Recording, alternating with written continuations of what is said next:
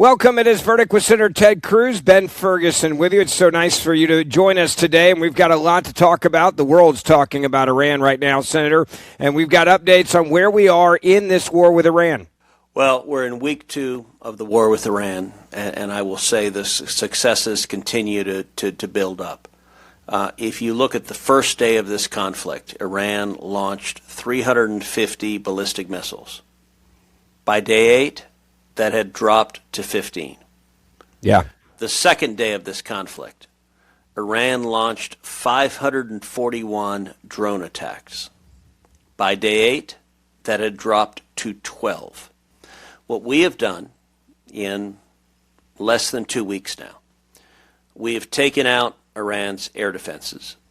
We've taken out their missile launching capacity. We have taken out their missiles. We have taken out their missile manufacturing. We've taken out their drone launch capacity. We have taken out their drones. We have taken out their drone manufacturing. If you look at their Navy, virtually every ship in their Navy has been sunk to the bottom of the ocean. That effect in less than 2 weeks is profound. And I want you to listen to the Secretary of War, Pete Hegseth, talking about what's been accomplished and what to expect next. Give a listen. Before we get to that, though, I want to tell you about our friends at Bitcoin IRA. Can you buy real Bitcoin in your retirement account? If not, it's time to upgrade to Bitcoin IRA. You can buy and sell Bitcoin with major tax advantages.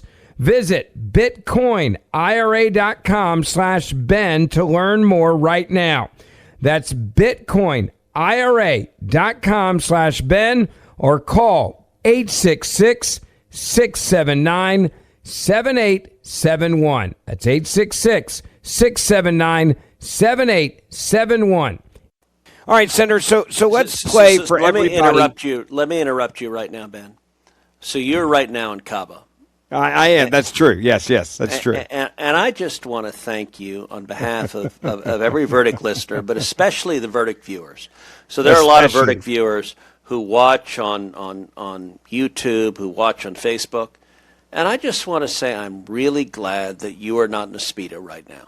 I am not. I am in a suit, a jacket. Or even worse, a Borat. A Borat, yes. That like covers the equipment and goes over your shoulders. I'm just going to say, to be honest, we don't know if you're in a Speedo or Borat because the camera shot is only chest up. Yeah, this is what you call hazing when Senator Cruz is in Washington. One of us is at work. I'm in Cabo. Like I've spent the whole day in the Senate. I'm working. By the way, it's your spring break. It's my spring break. Yeah. My girls were skiing on spring break. I went for a day and a half. And then got on a plane, and I flew back to Washington, D.C., because some of us have a job. Yeah, I know. And I'm proud of you. I want you to know that I'm proud of you. As I was sitting on the beach today, Benjamin has had 19 daiquiris today. and if I asked him to walk in a straight line and spell the alphabet backwards, he couldn't do so. I did have 2 Miami Vices today, just in honor of you. I knew you would appreciate it. I don't even know what a Miami Vice is. That's just sad. I'll introduce you the next time we're hanging out in Cabo. What is a Miami Vice? It's a pina colada strawberry daiquiri together. They call it a Miami Vice. Okay, that's You've never had a Miami Vice in your entire life? As I'm sitting here in Cabo, I mean this sincerely. I just don't care. That's how happy I am. All right, so here we go. Here's Pete Hegseth. We're going to start with Pete Hegseth giving an update on the war. I want you to take a listen to what he had to say about where we are now and what is happening. Take a listen to this.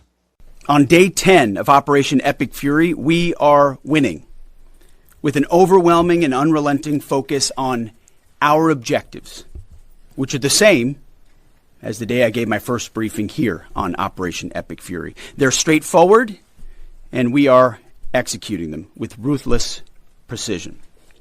1, destroy their missile stockpiles, their missile launchers, and their defense industrial base. Missiles and their ability to make them. 2, destroy their navy. And 3, permanently deny Iran nuclear weapons forever. It's a laser-focused, maximum authority mission delivered with overwhelming and unrelenting precision. No hesitation, no half measures. Well, let me ask you this, Senator. As you hear him lay that out, I want to know what the pulse is in D.C. as you guys are there talking about this. I'm still trying to figure out what exactly the Democrat talking point is. I've seen like 4 or 5 of them that they've been kind of throwing jello at a wall to see if anything will stick. They're obviously wanting to hurt Donald Trump in this or trying to say he's going to get us into forever war. It's not really working. So what are your colleagues saying in the Senate about this? And also among Republicans as well. There's even been there was an interesting moment, by the way, where like they were trying to bait you into trashing Lindsey Graham and others are trying to turn Republicans against Republicans. And as I was sitting here on the beach drinking my Miami Vice, I enjoyed watching you have to deal with that on TV because I just got to be a spectator. It was great. Yeah, look, last night I was on Laura Ingraham. And Laura's a friend, and she's supporting President Trump in this military conflict. But she asked a whole series of questions about, aren't you upset that it's been reported that Lindsey Graham was talking to Prime Minister Netanyahu? And she basically said, isn't Lindsey acting as a lobbyist for Israel?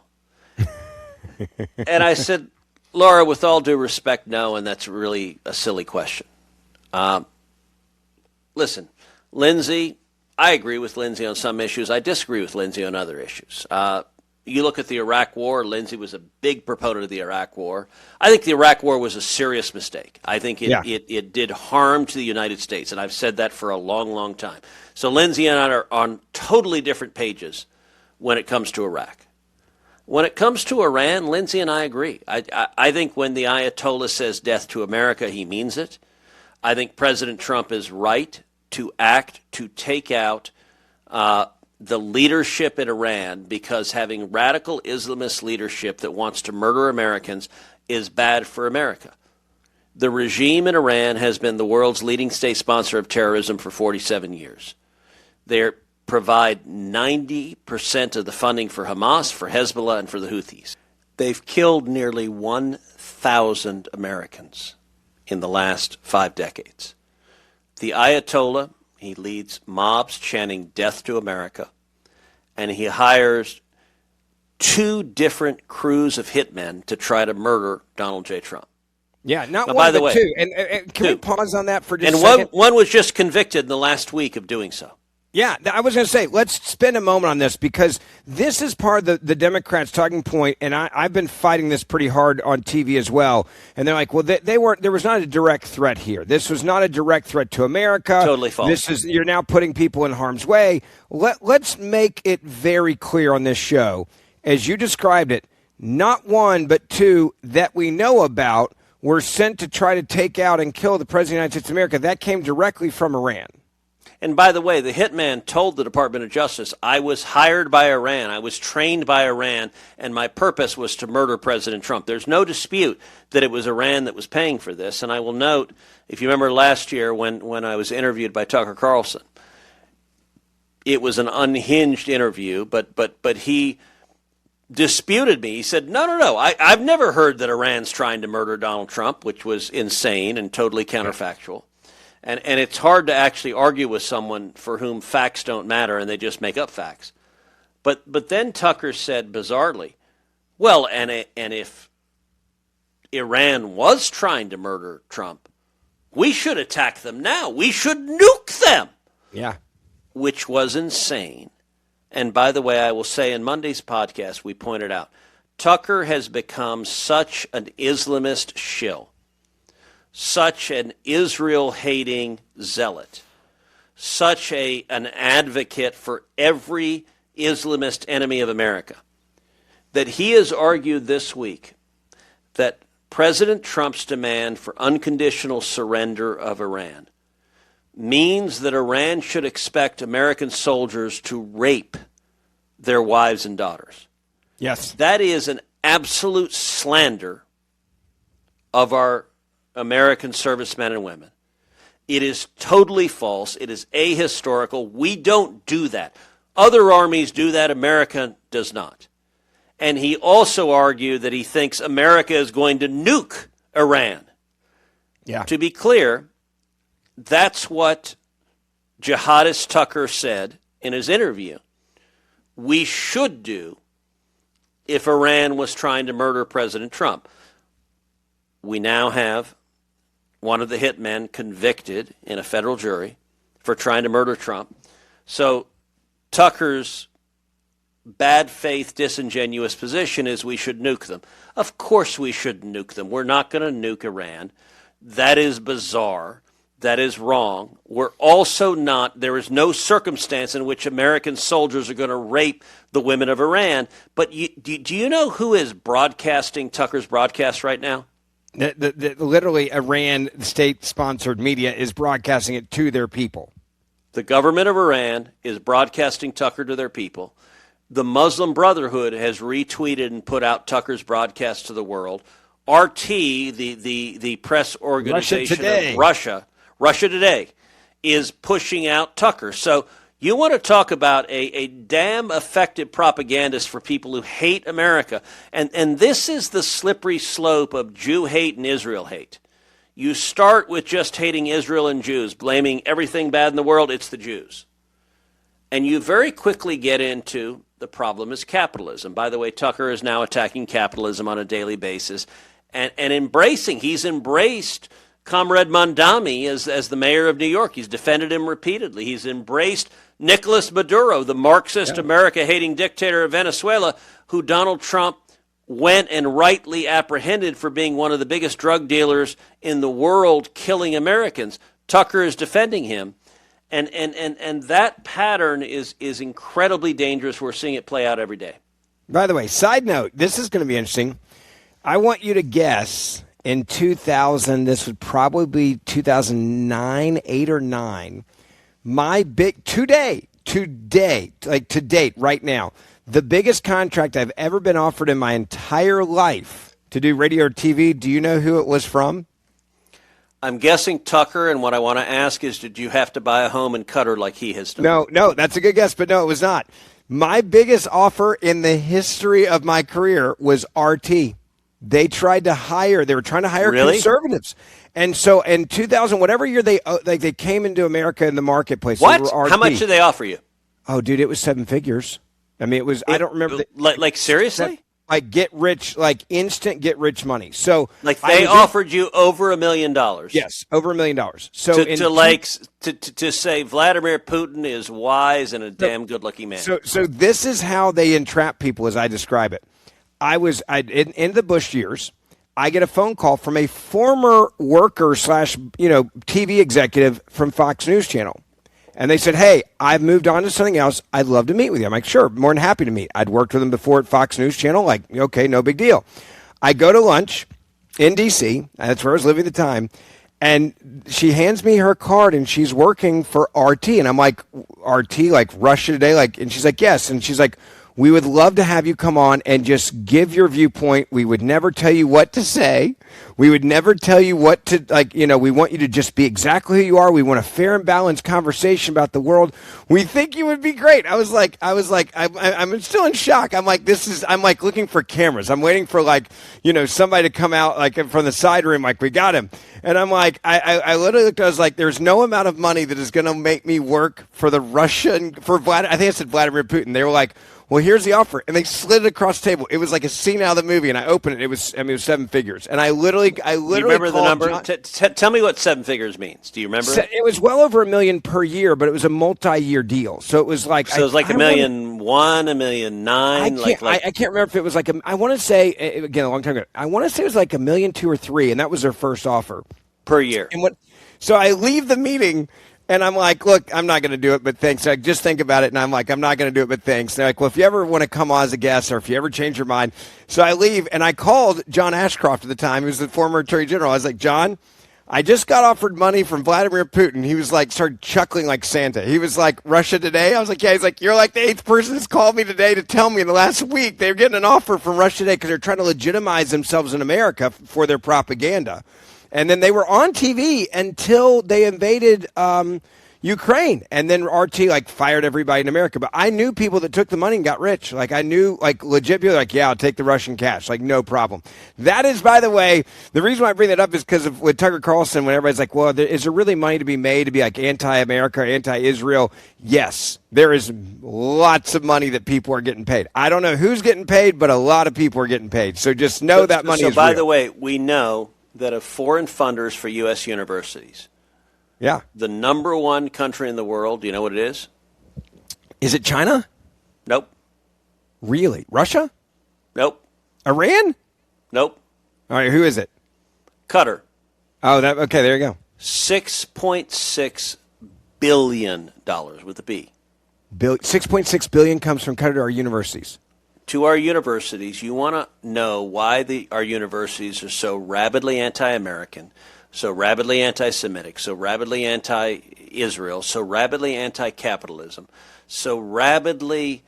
Look, you look at the anti-Semitic protests that we had on college campuses all across the country. Yeah. Did any of you notice that the tents all matched? Yeah, there you go. And to be clear, Qatar, by the way, it's been publicly reported, they hired spies to spy on me. Yeah. They view me as their biggest opponent in Washington. And listen, it's very simple. I don't have anything against the Qataris. Other than that they welcome and host. Hold on. Let me finish this. I don't have anything against the Qataris. Other than that they welcome and host the senior leadership of Hamas. They live like billionaires. They live in lavish luxury. They support Hamas. They encourage Hamas. They fund Israel haters, America haters, communists, people tearing America down. They propagandize our kids. I'm perfectly happy to welcome the Qataris into the society of civilized nation if they will stop funding people trying to destroy America. And I don't take it kindly when you write lots of checks to people who hate America and are trying to destroy our nation. I view that as less than friendly conduct. Having just come back from Israel, I want to paint you a picture. It's midnight, sirens are blaring, and you have only seconds to grab your child and run. Now imagine you're elderly. Your legs don't work like they used to. Getting downstairs feels impossible. And after all of that, you end up in a bomb shelter for hours, even days, because you can't make the trek again. This is what's happening across Israel as Operation Epic Fury continues. Children are being traumatized. Families are just exhausted. And homes have been destroyed. And that's why the International Fellowship of Christians and Jews is there. On the ground, bringing food, emergency equipment, care for those children, and help for the elderly, and supplying the bomb shelters and medical centers for critically needed essentials. If you've ever wondered what it looks like to stand for Israel and stand for good against evil, this is it. And that's why I'm asking you to now please act. Give $45 right now to rush life-saving essentials to the vulnerables under fire. You can also call 888-488-IFCJ. That's 888-488-IFCJ. Join me and give and make a real difference. Online at ifcj.org. That's ifcj.org. By the way, to everyone in Qatar that's a spy listening right now, I just want you to know, and this is a compliment, Ted's life is very boring sometimes. He's pretty methodical. It's not. There's nothing exciting happening there. I just want to be clear. All right. Can I tell a story? Yes, and it's a story some of our podcast listeners will remember. So back in 2016, when I'm running for president, and it's getting down to the end of the race, and it's me and Donald Trump, and we're neck and neck, and in that race, I won 12 states. Trump won 24. And no other Republican won more than a single state. Kasich won Ohio, Rubio won Minnesota, and Trump and I won every other state in the country. And in the course of that campaign, there was a story that broke in the National Enquirer that said I was having 5 simultaneous affairs. And this was front page, big story. Cruz caught. Yes. And look, Ben, you know my wife, Heidi. I do. I had to call Heidi. And for anyone married, let me say to everyone listening and watching this pod, if you're married, I got to tell you, it sucks to pick up the phone and call your spouse and say, sweetheart, so there is a front page story that is in every checkout aisle of every supermarket in America that said, I'm having 5 simultaneous affairs. And I adore Heidi. She's my best friend in the world. But I was nervous about this call. That is not a fun. If you had to call Anna and say that, that would be a call that sucked. Yeah, that's not so a fun I make the call. Do you know Heidi's reaction? Well, I know this story, and I know exactly the reaction, which is the best part about the whole story. Heidi burst into uproarious laughter. She's like doubled over laughing. And I actually got offended. I'm like, sweetheart, it's not true, but damn it, I could. I mean, like, what are you saying? Like I didn't, but you're that undesirable. That's what she's saying right there. There's no way. And I gotta say, for the Qatari spies, I think they were frustrated because, look, I have dinner many nights in D.C. at Capitol Grill. You and I have had dinner many times there. Yes. We had my political opponents. In fact, to be clear, I don't think you and I have ever had dinner anywhere else in D.C. but there. That's how mundane it is. Okay. Are there any other restaurants that even exist in D.C. in your world? No. Okay, just checking. I want to make sure. Look, if you're cheating on anybody, it's Capitol Grill. That would be the story. Okay. I'm a homebody. Listen, when I was in law school, I lived in the dorms. Hemingway, I lived in Hastings Hall, which is a dorm. I lived there 3 years. Right next to it was Hemingway Gym, and then right next to it was Gannett House, was the law review. That triangle was maybe 300 yards. Yeah. I spent almost every waking moment of 3 years of law school in that triangle between my dorm, the gym, and the law review. That was basically, I would go to class occasionally, but it was essentially that triangle. D.C., I rarely, like Cap Grill is 6 blocks away from the Capitol. I rarely go beyond that radius. Yeah. But I will tell you, in 2016, my opponents, and more than one of my opponents, was like flashing major chunks of cash, trying to get Cap Grill waiters and waitresses to like rat on me, like running around and getting busy with some Washington lobby. They were looking for an Easter, and people don't realize this. This is real in politics. Like they go to they're dragging through trying to get and anything. They hand out cash to anybody. They'll give them a story so they can report it as someone who says in this world. And I got to say, like, my life is just pretty damn boring on that. Yeah. And I will tell you, I want to take a minute. I want to speak to the men listening to this podcast. I want to share some wisdom. So our pastor is Greg Mott, and actually you now go to our church. You used to go to Second Baptist, you now go to First Baptist. Greg Mott is a wonderful, dear friend. He's a man of God. Before you moved to First, Pastor Greg did a sermon series. It was like, I think, 6 weeks, and it was on King David. And I really enjoyed that sermon series. King David was a remarkable person in the Bible. And I remember he was covering the chapter on Bathsheba. And if you remember, King David is standing on the roof of his palace, and he looks down and he sees Bathsheba, the most beautiful woman in the land. And he gazes upon her, and he ultimately ends up bringing her in and sending her husband Uriah to the front lines and killing him and sleeping with her and then marrying her. And God extracts a price of killing her firstborn son, although her next son was King Solomon, so he did continue the line. But Pastor Greg is talking about, and he just stops. He says, all right, I want to talk to all the men in the congregation. And he says, you may think by the way, if you're listening to this podcast and you want to hear Greg Mott's voice, like go listen to one of his sermons, and you'll understand how good he is at delivering these types of lines. Continue. And by the way, Pastor Greg started his ministry. He was a student at Texas A&M. And he started a little Bible study in his dorm room or his apartment. And it started with a few students. It grew into what's called Breakaway, and he would have 10,000 students a week meeting in the basketball gymnasium. So where we go to church, First Baptist Church, is an institution in Houston. I went there as a little kid. Dr. John Basagna was the pastor 40 years ago, and he was a Houston institution. By the way, the church was founded. Do you know the story? Do you know when the church was founded? No. So the church was founded, I don't know the exact year, But Texas was an independent nation between 1836 and 1845. And First Baptist Church of Houston was founded somewhere in that 9-year period. I don't remember the year. And Pastor Greg said one time, he said, look, this church was actually founded by American missionaries who were coming to a foreign nation, and the foreign nation was the Republic of Texas. So American nations went from America to the Republic of Texas, and they founded the church.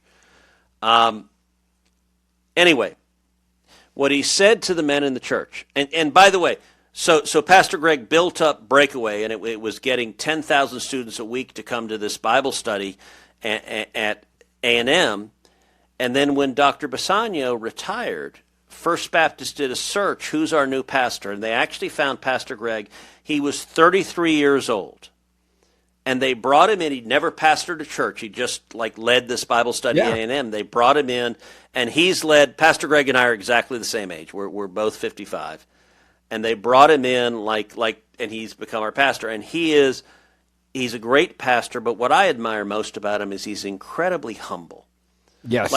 Heidi doesn't like mega churches. She grew up in a very small church in the Central Coast of California. She likes small, intimate churches where you have 40 people there on Sunday morning, like where everyone knows everyone. And First Baptist is a huge church. The only reason we go there is because she likes Pastor Greg so much that she's just like, all right, I will endure the large apparatus. Crowd. Yeah. But part of the reason she likes him and I like him is he is genuinely humble and he's a godly man. Like he's a lot of pastors of mega churches are frankly arrogant. I mean, hubris. Yeah. Look, hubris is they become rock stars in a bubble. Pride is a temptation in the ministry. It's a temptation in politics. It's a temptation in the media. It's easy when you're surrounded by adulation to believe it. And it's hard to resist it. And I will say Pastor Greg does an amazing job. He and I spend every month, actually something we've started this year, which I'm really grateful for. He's begun coming over to my house once a month, Sunday afternoons or evenings, just to have a Bible study and prayer session together, which I'm grateful for. But anyway, his David sermon, when he talks about Bathsheba, he says, I want to talk to the men in the congregation. And he said, you may think you're strong. You may think you have integrity, you have resolve. And he said, I want to tell you, when temptation presents itself, run! Run! Just get away. He said the mistake David made is he's on the roof of his palace, he's looking down, and he kept watching.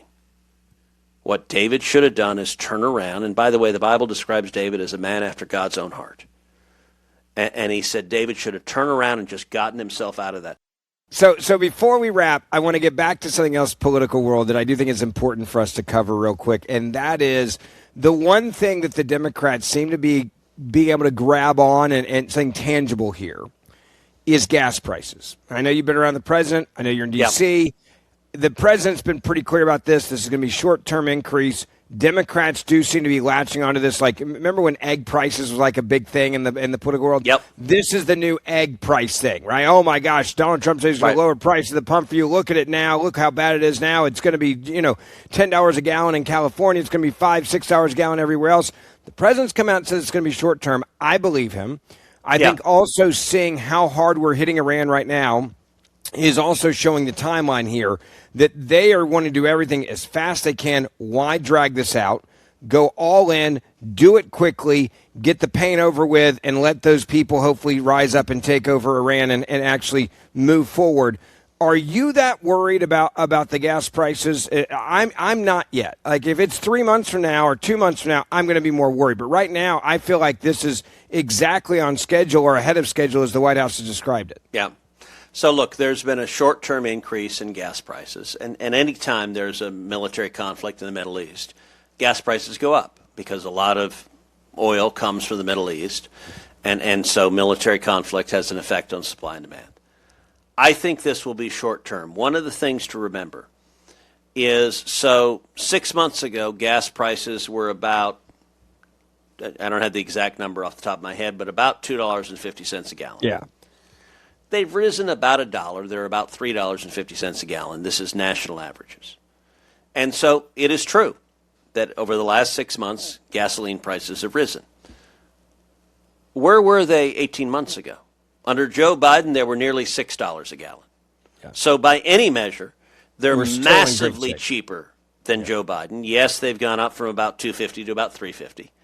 But I think this is a short-term increase. And I got to say, if and when the Iranian regime collapses, and by the way, we've utterly degraded their military and we've taken out the Ayatollah and the senior military leadership, if and when we have a government in Iran that is not a radical theocratic Islamist government who wants to murder America, who is funding terrorists all across the world, who is actively trying to murder Americans every single day, if we have just a normal government, I don't really care who we have, just as long as it's not a crazy person killing Americans. The effect on global gas prices will be to lower them significantly. So I actually think this conflict in the long term or even the medium term will have a substantial downward pressure on gasoline prices. There's a short period where prices have spiked somewhat, although to be clear, they're much, much lower than under Biden, but they are higher than they were 6 months ago under Trump. Look, I think the Democrats are attacking gas prices because they hate Trump, and they're just everything Trump does is wrong. This is an incredibly important decision that Trump has made for advancing U.S. national security. And I will say, part of the reason why, when like I was being questioned on Lindsey Graham, I like Lindsey, as I said, I agree with him sometimes, I disagree with him sometimes, but what the questioning really was about isn't the Iran war about Israel? Isn't this all about Israel? And the suggestion was Israel is a puppet master controlling Donald Trump. That's just a blatant lie. This military conflict has very little to do with Israel. The reason President Trump decided to attack Iran is because Iran has been waging war with America for 47 years, and they've killed nearly 1,000 Americans, and they're the leading state sponsor of terrorism in the world. And so the people trying to say, I don't want another war for Israel, I don't want my children to die for the Jews, that is not honest, because we're doing this because the regime in Iran is killing Americans. And to be clear, if they had the capacity, if they had nuclear weapons, they would kill many, many more Americans. If they could, they would kill you and me right now, Ben. If they could, every listener of this podcast, they would kill. If they had a nuclear weapon, I believe there is a real possibility they would detonate it in the skies of Tel Aviv or New York or Los Angeles. And I'm not interested in seeing a day where hundreds of thousands of Americans are murdered by an Ayatollah chanting death to America. That's why President Trump acted. But it was not about Israel. It was about America. And I think we need to be very, very clear about that. I want you to pause what you're doing for just 1 minute, and I want you to hear about Alejandra. She lives in a remote community with very few resources and little to no health care. So when Alejandra gets sick, her parents have no real options, no doctors in their community, and no money for real medical care. By the third day, her body was shutting down. She woke up and just long enough to tell her mom, I can't take the pain anymore. I can't keep going. Her parents drove hours to find a doctor who tried everything, but she needed a private hospital, and that was impossible for her family to afford. And that is when Compassion International stepped in. Now, through Compassion, Alejandra was treated, and against all odds, she survived. She lived because someone, just like you, took action. Right now, unfortunately, there are children just like Alejandra who won't survive unless someone like you steps in. Compassion International partners with local churches, providing children with the support that they need, critical medical care, plus food, education, and the hope of the gospel, all in Jesus' name. So help a child just like Alejandra today. You can visit compassion.com. That's compassion.com. I also think one of the other things that I think is really frustrating is just seeing how many people act as if somehow Donald Trump was hoodwinked by Israel for us to get involved in this war. Yeah. And you were asked about that. I was asked about it as well on TV, and I said that is the biggest load of crap I've heard in a long time. President Trump isn't hoodwinked by anybody. President Trump isn't walked around by anyone. And if you've ever been around him, you know that. I think it goes back to what you just said. The president understood the national security risks, not to Israel. All right, this is America first. Correct. It's America and the national security threat to America, including the fact that they're trying to kill and have sent people and trained people and paid people to try to kill the president of the United States of America. Also, people in the last administration, John Bolton, for example, was one of those. There's several others on this list that have actually been, they've had hits out on them. Brian Hook. Yes, exactly. So you go with the list here. The president was clear about this. That this is about America, and I think that's another example when I said there's like 4 or 5 working theories. Democrats throwing Jello at a wall saying, does any of this fit with Americans? I also think it's very interesting, and final thing to you, I don't think the American people are buying this, and part of it's because I think Democrats have just said some of the most outlandish and crazy things on every issue trying to hurt Donald Trump. Now it's becoming a little bit more of white noise, and I'm thankful for that, to be honest with you. Yeah, no, I think that's right. And look, some of the reaction of the voters will depend on how this plays out. If this military conflict lasts many months or years, if we're sitting here a year from now and still mired in a military conflict, if we've got a massive troop presence on the ground, if we have hundreds or thousands of American soldiers being killed, this war will be very unpopular. Yeah. I think the chances of that happening are very, very close to 0%. Iran is not Iraq. We're not going to see a massive troop presence on the ground. We're not going to see an extended military occupation. Actually, I want you to listen to Pete Hegseth making this point, and we're going to wrap up on this. Listen to the Secretary of War, Pete Hegseth. You see, this is not 2003.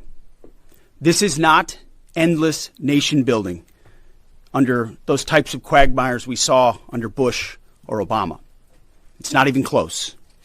Our generation of soldier will not let that happen again, and nor will this president, who very clearly ran against those kinds of never-ending, nebulously scoped missions. Those days are dead. Instead, we're winning decisively with brutal efficiency, total air dominance, and an unbreakable will to accomplish the president's objectives on our timeline. We stay locked on the target because here at the Department of War, that's our job. You listen to Pete there. This is one of the reasons why I actually think it was a blessing that he was named and made it through confirmation. He's a guy that served his country. He's a combat veteran who's been in harm's way. Yeah, this is a guy that I think is genuinely in the room advocating to make sure that what happened to a lot of his colleagues when he was serving in uniform and deployed, that doesn't happen to this group of soldiers now. And it's clear that this is personal for him. That's why I'm so thankful that he's there in this position, because he lived the other side of it that he was just describing. Right. Look, avoiding endless wars does not mean embracing isolationism. Yeah. Peace through strength is what Reagan called it. Donald Trump just understands it as being a strong commander-in-chief, that when people are killing Americans, he is going to respond vigorously to take them out. And by the way, our enemies are terrified, as I've said before. At 3 a.m. on January 3rd, there was not a Latin American dictator who didn't have to change his shorts, because that's when President Trump seized Nicolas Maduro.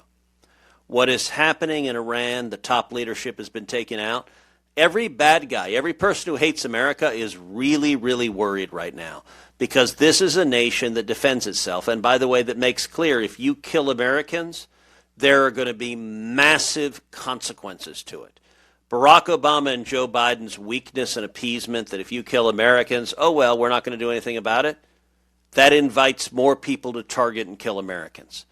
This is about avoiding war by being strong enough to take out the people that are killing Americans, and that avoids protracted military conflict. I think that's what we're seeing right now, and it makes America a whole lot safer. Yeah, no doubt about it. For everybody listening, thank you for joining us as we do a dual pod with the Ben Ferguson podcast and Verdict with Ted Cruz. Don't forget, hit that subscribe or auto-download button wherever you're listening right now. And if you want to watch the show, it's also on YouTube. Verdict with Ted Cruz there. You can watch it on Facebook as well. And we'll see you back here in a couple of days.